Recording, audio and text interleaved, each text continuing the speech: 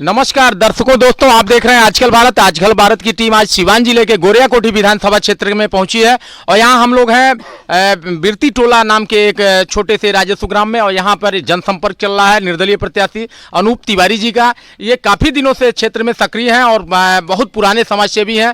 जनता के सुख दुख में हमेशा काम आए हैं। लोगों के हक हकूक़ की लड़ाई को हमेशा इन्होंने अपना आवाज़ बुलंद किया है। अनूप तिवारी जी मिलेंगे, क्या क्या विजन है, क्या क्या प्राथमिकताएं हैं इनकी गोरियाकोठी विधानसभा क्षेत्र के लिए। सबसे पहले तिवारी जी आपका स्वागत है हमारे चैनल पर।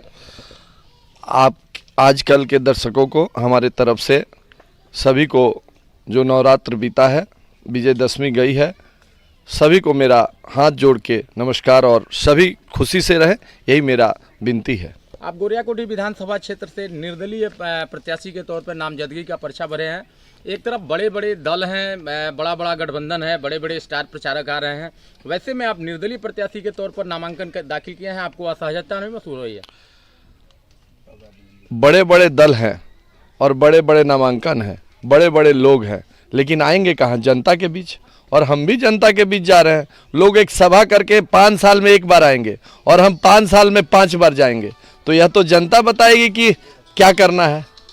गोरियाकोठी विधानसभा क्षेत्र की समस्याएं प्रमुख क्या है, क्या क्या प्राथमिकता है, किन किन प्राथमिकताओं को लेकर आप जनता के बीच जा रहे हैं? मैं किन किन प्राथमिकताओं की बात करूं? 74 साल की आज़ादी में आप अगर कृषि से बता दें, पढ़ाई से जिससे सर्वांगीण विकास होता है, पढ़ाई आप देख लें क्या स्थिति है। क्या आम आप बच्चे पढ़ पा रहे हैं?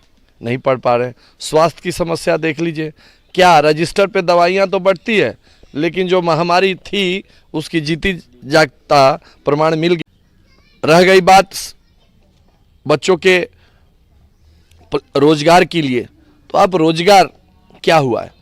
चीनी मिलें बंद हो गई है, हॉस्पिटल खुल रहा है तो पुराना बेड से यही जामो, पुराना बेड से 4-4 बार उद्घाटन हो रहा है। आखिर ये क्या कारण है? सारे सरकारी तंत्र को वोट में लगा दिया गया है। अभी हम जस्ट देखे एक मतदाता जागरूकता में, ना कोई ये है, मोबाइल में दिख नहीं रहा है, तो मतदाताओं को क्या हो रहा है? मुझे तो ग्लानि हो रही है। यहाँ की जनता आपको वोट क्यों दे? यहाँ की जनता मुझे वोट क्यों दे? मुझे इसलिए वोट दे कि मैं एक ऐसा कैंडिडेट हूँ जो कि ज़मीन से, जो जिसके पास एक साइकिल नहीं था, और जब मैं शिक्षित हुआ और कमाया तो मैं विदेश और दूसरे राज्य में नहीं किया, और सबसे पहले मैं शिक्षा का व्यवस्था किया। और जब से मेरे पास 1 रुपया धन आया तो मैं हर तबके के लोगों को, या शादी हो या 2 रुपया का मदद हो या कंबल हो या कुछ भी हो, कोशिश मैंने किया। पूरा मैंने नहीं कर पाया, लेकिन कोशिश जरूर किया कि चाहे वो 1 पैसा पहुँचे या पहुँचे। और दूसरी बात, ईमानदारी। जो आजकल का जो यह जो चुनाव है, लड़ने का है, जो विधायक बनने का है, MP बनने का है, जनप्रतिनिधि बनने का, इसका शाब्दिक अर्थ होता है सेवा, और सेवा रह नहीं गया है। आप देखिए जितने लोग आज खड़े हैं, 4 आप प्रमुख दलों की बात कर रहे हैं, वह कहीं ना कहीं किसी न किसी पद पे सुशोभित हुए हैं। मैं आम जनता से बोलूँगा, अनुरोध करूँगा कि आप उनके विगत सालों का हिसाब लें और पूछें कि आपने क्या किया है। आपने विधायक बनके, आपका परिवार विधायक बनके, मंत्री बनके क्या किया है? आपको 63,000 वोट जनता दी थी। आप कोरोना में कहाँ थे? आप बाढ़ में कहाँ थे? आप 5 साल कहाँ थे? एक बार दर्शन करने आए क्या जनता का? दूसरा, जो जीता वो तो अब खत्म हो गया है, माननीय हमारे विधायक, अब उनको टिकट ही नहीं, वो बेटिकट हो गए हैं। लेकिन मैं दूसरे कैंडिडेट से पूछना चाहूंगा जो कि नंबरिंग दूसरे नंबर पे हैं और बोलते हैं अपने आप को, मैं उनसे पूछना चाहूंगा कि आप भी विगत 20 सालों से मुखिया प्रतिनिधित्व रह चुके हैं, क्या आपने विकास किया है?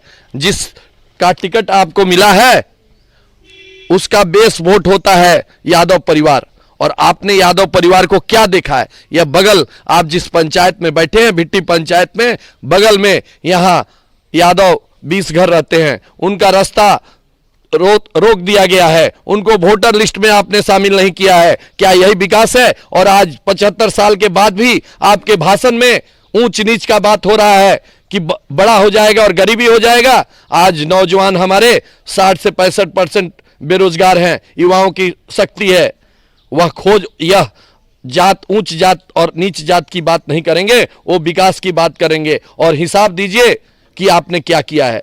इन सब सारी मुद्दों का रहा बात मेरा, तो मैंने भी अपने जीवन काल में 20 साल से मैं यहाँ मदारपुर बीडीएस पब्लिक स्कूल के अगल बगल आप चले जाएंगे तो आपको पता चलेगा कि मैंने क्या किया है।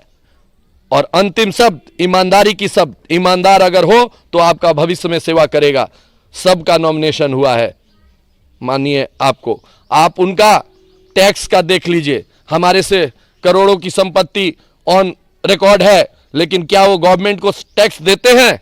तो क्या वो ईमानदार है? और अनूप तिवारी जी का मैंने जाके पर्चा जो भरे हैं देख लीजिए, हमारी संपत्ति दोनों के मुकाबले, तीनों के मुकाबले कम है, लेकिन हम ईमानदारी से टैक्स भी भरते हैं। इसलिए मैं अनुरोध करूंगा कि इस अपने लाल को एक बार विधानसभा में भेजिए। और 243 विधायक ने जो प्रण नहीं लिया है, मैंने करके दिखाया है, और वह यह है कि अगर मैं जीतूंगा तो मैं अपना भत्ता यानी सैलरी आजीवन मुफ्त जनता के नाम करूंगा।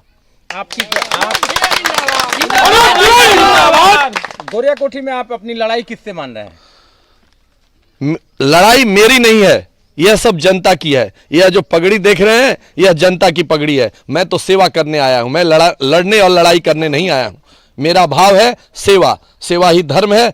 जीवन जब तक रहेगा, एक एक खून जनता के नाम है। जनता कहां बैठाएगी वह उसके ऊपर है। दोस्तों, दर्शकों, आप लोगों ने देखा, ये थे निर्दलीय प्रत्याशी अनूप तिवारी जी, और ये सेवा भावना से आए हैं। जनता का अपार प्रेम, सहयोग, समर्थन इन्हें मिल रहा है, और ये जीत के प्रति काफी आश्वस्त है। गोरिया कोठी के जनता के प्रेम के बदौलत ये जीत के प्रति काफी आश्वस्त है। और यह देखना दिलचस्प होगा कि आने वाला चुनाव परिणाम किस करवट लेता है। कैमरामैन इमरान के साथ मैं अशोक कुमार पांडे, आजकल भारत सीवान।